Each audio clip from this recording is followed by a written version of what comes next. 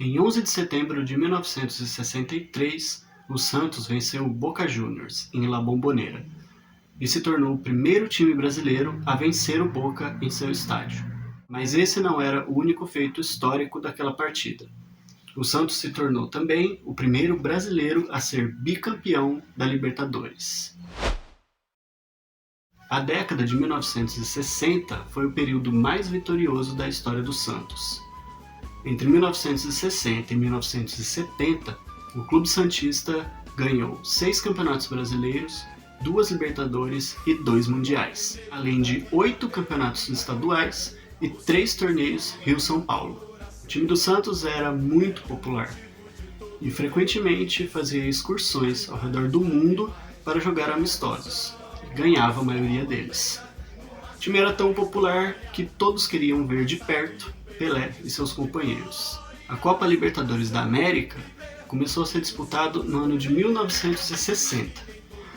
Isso porque lá na Europa já havia um torneio parecido sendo disputado desde 1955, que é o que hoje conhecemos como a Liga dos Campeões da Europa.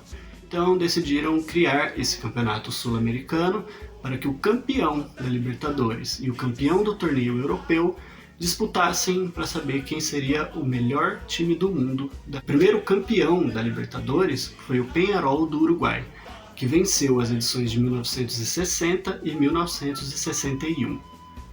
Já em 1962, essa Copa teria um novo campeão, o Santos Futebol Clube, que bateu o próprio Peñarol na final de 62.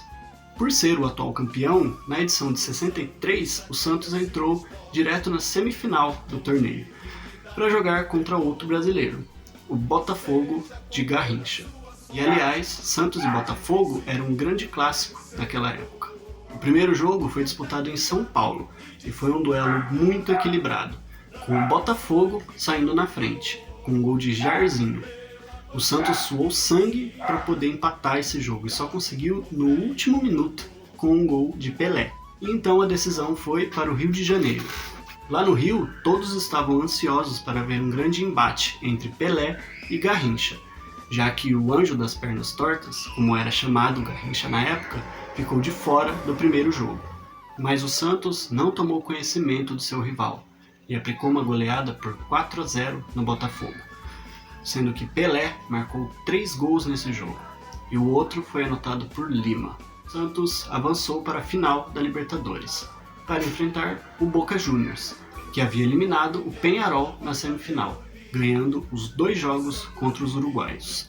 A diretoria do Santos decidiu mandar o primeiro jogo no estádio do Maracanã, como uma estratégia para atrair um grande público. No ano anterior, o Santos usou o Maracanã para jogar contra o Benfica, o primeiro jogo do Mundial daquele ano.